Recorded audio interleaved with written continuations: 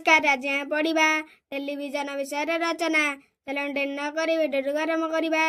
आज विज्ञान जुगरे नुआ नुआ यंत्र मान बाहर लगी मनीष समाजर बहु उपकार साधन करुछि। रेडियो भली टेलीविजन गोटे यंत्र। रेडियो रे खाली शुणा जाए किंतु टेलीविजन रे शुणिबा ओ देखिबा काम दीटी जाक एका सांगरे हुए। टेलीविजन को शक्य पर टीवी कहती। आम ओडिया रे एहाकू कल मुकुर कहले किछि भूल हेबो नाही। एई टेलीविजन आगरे गोटे कला धला बा रंगीन काच परदा थाए।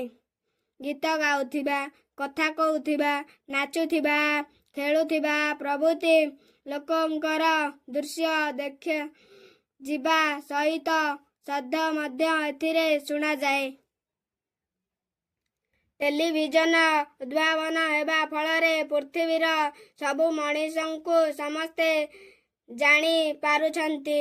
दूररे थिबा लोकंक साहित्य संगीत कला शिक्षा जानिबाकू हेउछि। यार कार्य परिचालना करिबा पाई गोटिए लेखाए दूरदर्शन केंद्र रहिछि।